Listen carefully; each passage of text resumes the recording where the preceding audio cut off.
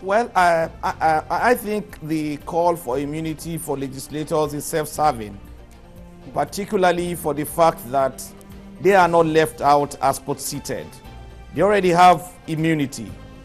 It's not true or right for the legislators to posit that they have been left out of the immunity issue. We have had the Legislative Immunity and Privileges Act right from about 1954, and that act is still in existence till this moment.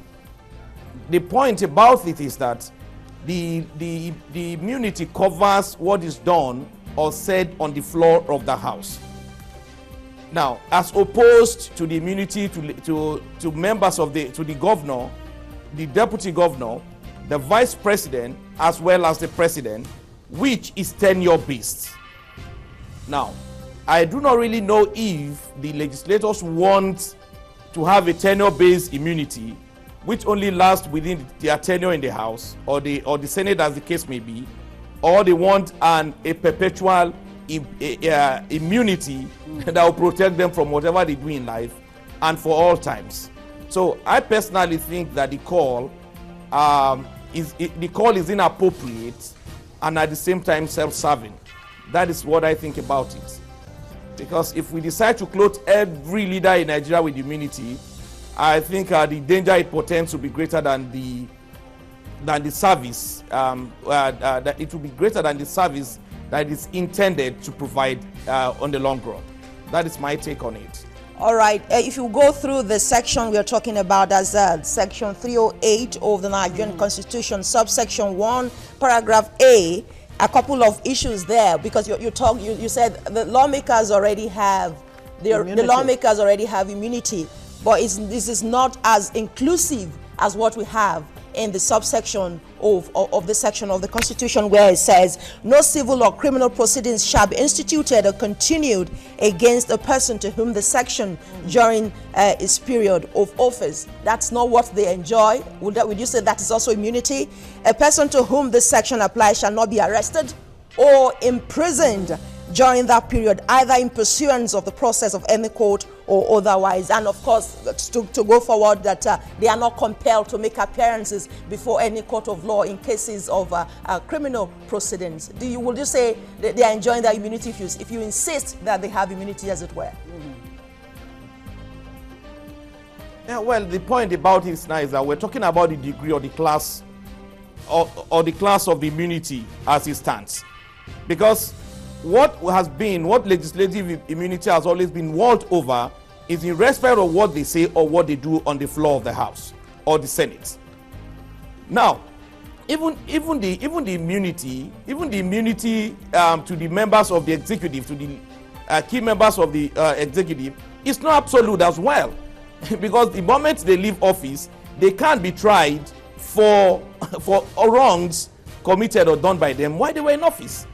So it's not as if it is absolute and nobody can try them later. So I think it gives with one hand and takes with the other hand. Well, so the fact only protects. Inegadu, hold on.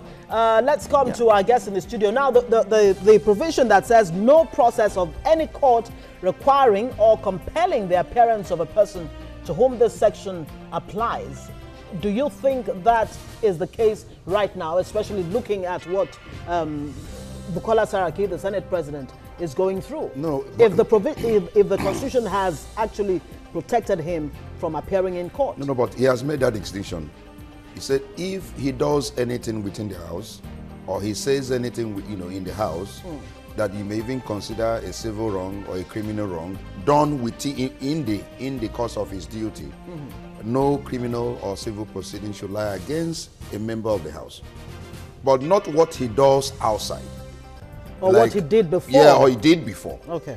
Are you following me? There is no such immunity for members of the House.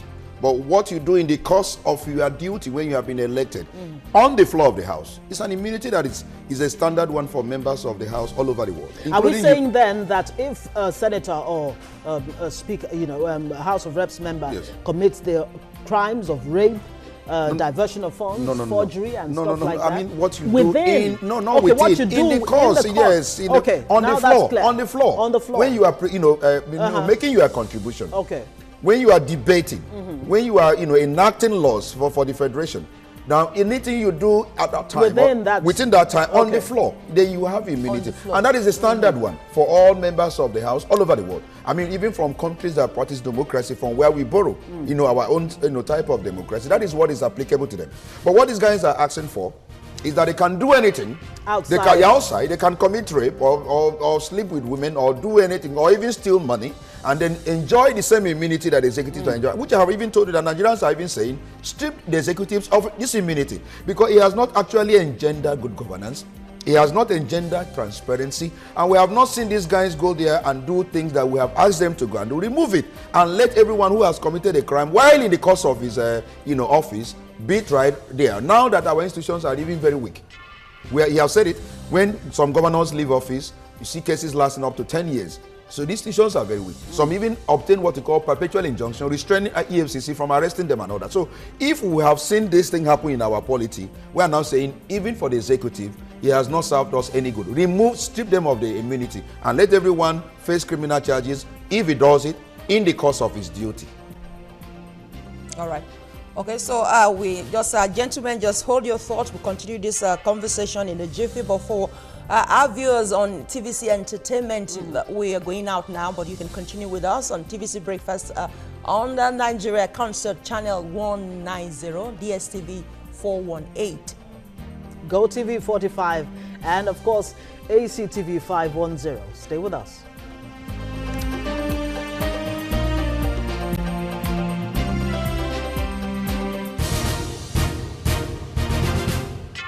All right, you're welcome back. Let's bring more perspectives to the clamor for immunity for lawmakers in Nigeria. Parliamentary immunity, also known as legislative immunity, is a system in which members of the parliament or legislature are granted partial immunity from prosecution.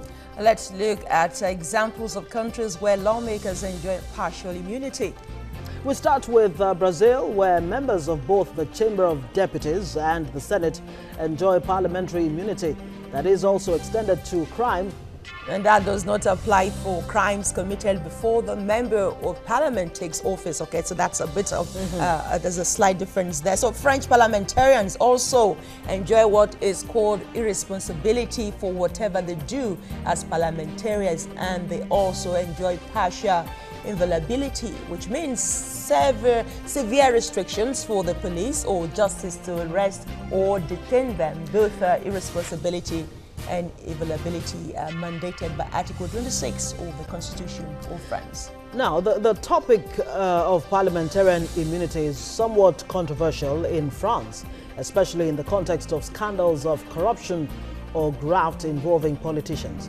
In Germany, Article 46 of the country's constitution shields lawmakers from being subjected to court proceedings or disciplinary action, or otherwise called to account outside the Bundestag for a vote cast or for any speech or debate in the Bundestag or in any of its committees, with exceptions made for defamatory insults. The Bundestag can vote to lift immunity for specific members and to allow prosecution in cases relating to alleged criminal activity. The Bundestag may also order that a detainment or prosecution of a member be suspended. Now, other countries with immunity for parliamentarians include Ukraine, Italy, Spain, and Turkey. Okay, so if this is effective in other countries, well, why can't we practice it here? But I think the German, what do you think about the German, provision there? It says you can strip, you can vote for Yes. certain members and all that. To actually Well, decide. I had expected you to bring the example of UK. I had expected you to bring the example of America. I mean, these are countries where We borrow from. we borrowed from. And I know that in UK, the standard practice is what we are practicing here. That is what they call partial immunity. Things that you do or say in the course of proceeding in the House, of course, you are granted immunity. But anything that is outside, you cannot even be arrested when you are within the precinct of the House. As a member of the House, you cannot even be arrested by the police when you are within the premises of the House. And so that again is also part of the immunity that these guys are enjoying. But what we're saying that for the fact that other countries may have their own differences does not mean that we have to also follow them, in total. We have our own. And our own is partial immunity. We have granted the executive complete immunity, but we are even saying that in the light of what is going on for us as a nation, we are even advocating for a total removal, even for the executive. So for the House members now to be advocating for immunity, which my brother over there in Abuja is saying looks even total. You know, they are even saying that even when they leave office, they continue to enjoy that immunity, that is not given to any person in the world. But that's not what they have said. He was just asking a question. Yeah, that's not what they have said. No, there was really. no definition. When they say they want immunity, is it tenure tied or is it for life? Because, you know, senators bear this name, senator for life. Yes. It could also mean that when you grant them immunity, you have granted him immunity for life. So it's important that these things are defined. But I tell you, majority of Nigerians are against this clamor for immunity for our members of the House. More so when they have not displayed being honorable. Isn't that really where the problem is? Godwin Inegedu, looking at this, you know, yes, the bigger picture of this, do we still have him there? Okay. All right, I'm getting, you know, different signals right here. The fact that this, the political class, the legislators or the legislators have failed Nigerians, yes, that seems to be where the problem is. Now, imagine if we had a situation where, you know, we've had largely, you know, a political class that has, you know, benefited the Nigerian people. Will we really be saying we want to remove immunity? Because that is a very intelligent question. I must tell you this, that if you had experience, you know, that shows that we have enjoyed, you know, a good, you know, act of lawmaking and positivism from our members of the House, and they have actually given us quality laws that have affected your life and my life, I don't think Nigerians would be so vociferous or so angry with this contemplation of giving themselves immunity. They would have said, look, these guys are doing well.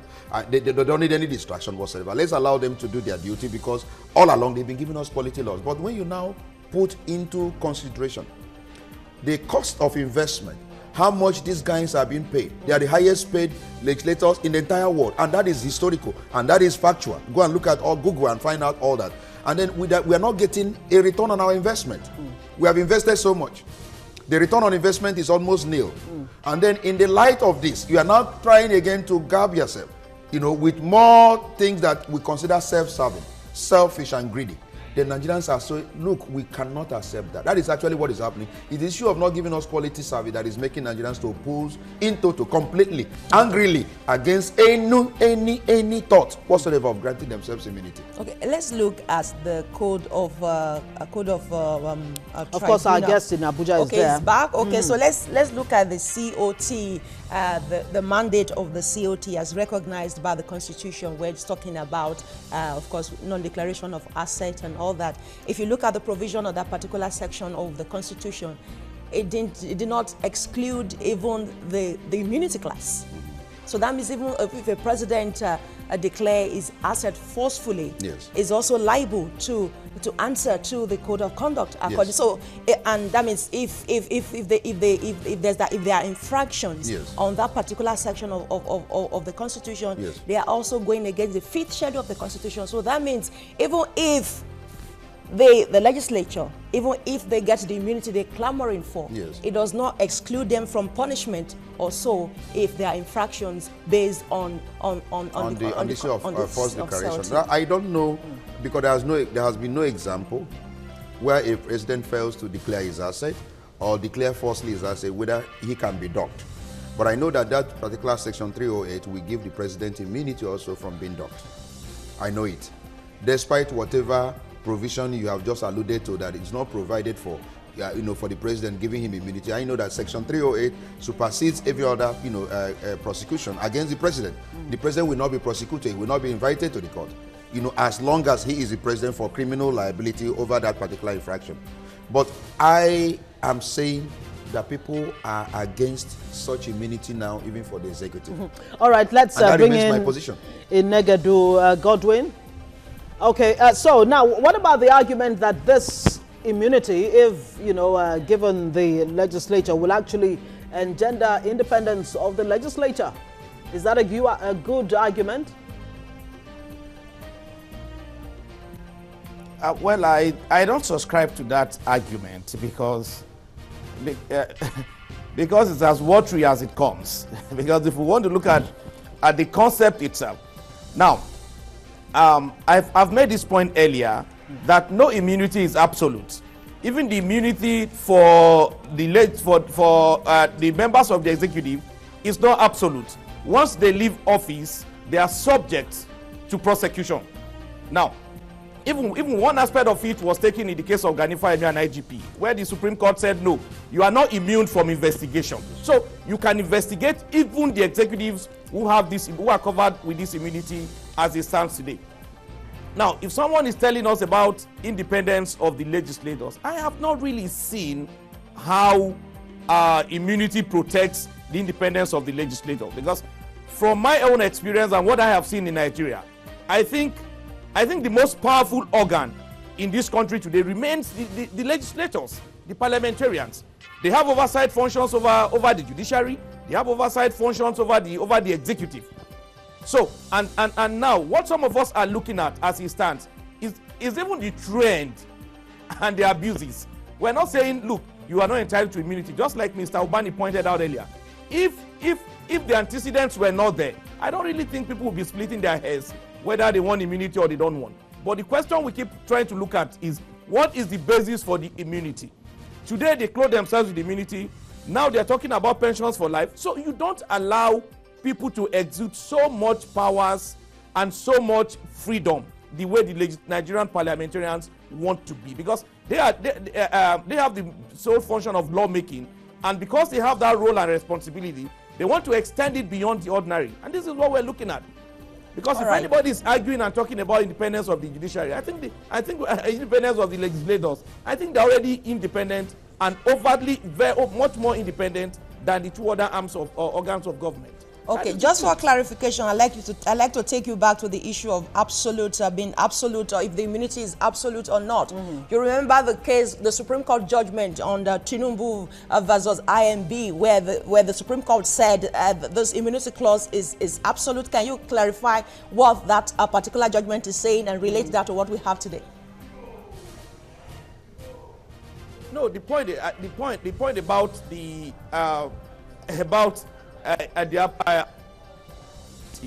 like we said,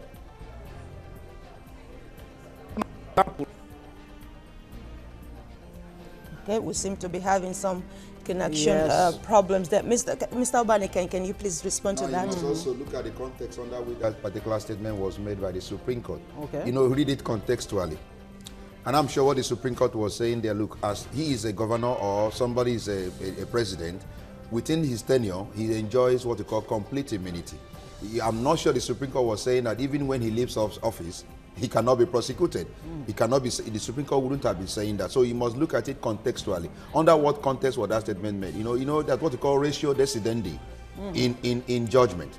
Which is the reason for a particular pronouncement made in the course of judgment. So there must be a reason why that pronouncement. So you must read it within context. So that might not apply. So he was not saying that the man enjoys that he can go. Even after he has vacated office, he enjoys immunity all the rest of his life. No, the Supreme Court couldn't have said that. So it's contextually we must look into that. All right, let's play the devil's advocate if we can. Yes. Godwin Inegadu, if it's still there. Now, the issue of life pensions that you just broached now, of course, it's one of the issues they looked at this two-day retreat. Don't you think that life pensions people have said, politics and governance has been left to the dregs of the earth, as it were, in Nigeria. And so you don't have, the right people actually, showing interest in politics and all of that. If you had something like life pensions, wouldn't that encourage people, the good among us, to actually seek political office, because they know that at the end of their service, they still have something to, fall back on, and the whole issue of corruption and what have you will be, reduced to the, barest minimum. Inegadu, this question is to you. Well, I do not really think so, because if we want to look at how the parliament in Nigeria has been structured since 1999, then you discover that argument is totally not tenable, because some persons have been there since 1999, and I'm sure they're going to remain there for as long as they want to remain there. So how do you create opening for new entrants into the parliament? It becomes a point. Secondly, I have made this point earlier. Now, the geographical space covered or represented by a senator or House of Reps is smaller than what the governor covers or what even the president and the vice president covers. So, if you want to look at it within that small, large geographical context of its representation, then you have one man lording over a whole senatorial district or a constituency. So these are things we need to consider when we discuss the entirety of these issues too. So they are not the same. Many thanks for your time on TVC Breakfast this morning, Mr. Inegedu. If you can hear us, we appreciate your thought. Many thanks for coming. But we still have Mr. Ubani here. Just before we let Mr. Ubani go, can you respond to the issue of double jeopardy when it comes to this pension for some of them who were governors and now are senators? How would that help the national Maybe the way economy? we define politics here is different. But I know in some climes, politics is actually occupied by those who have, done something for themselves in life. Other professionals or successful business people who now want to render service because politics is about service. It's not a career. Politics is not a career.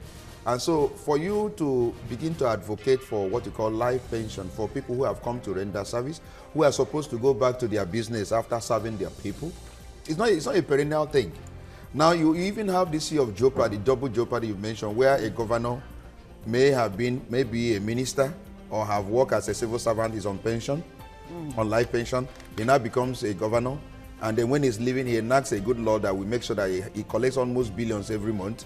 And then when he's now in the Senate, he also enjoys pension. So you look at the civil service, he's enjoying pension. As a governor, he's enjoying pension. Now as a senator, what kind of society are we creating? And then in that society, there are so many poor people who cannot afford 1 square meal a day, who do not enjoy light, who do not enjoy good road, who do not send their children to good school and all that. And you have one person alone in that society enjoying all this. And these are in the billions. So what society are you creating? And so I'm saying that those who come into politics are those who have succeeded in life, who have a career, and not issue of enacting laws that will give you life pension and all that, making it look like it's as if it's a career, especially for those who have been voted out, meaning the people do not even want it to be there anymore. Because you can be voted out as a member of the House in 4 years' time, meaning the people have terminated your appointment. And so when you terminate somebody's appointment, you now start paying that person life pension for the rest of his life. How justifiable is such a law? How reasonable, how logical is such a law? I think that these guys are very insensitive, and we must be very apprehensive about this amendment of the Constitution, because I had thought that good processes would have been said about this amendment they want to embark upon, about the issue of local government administration, state police, things we are looking that will really encourage us to run a proper federal system of government, restructure Nigeria. But these guys are after their own interests. Okay, we'll have to leave it there. Pension. Monday Ubani, former NBA chairman, Ikeja branch, of course, constitutional lawyer. It's always a pleasure having you on TVC Breakfast. Thank you. My pleasure, Ongo. Thank you, my sister. Thank you. My name is Busola. Busola, yes, Busi. Thank you.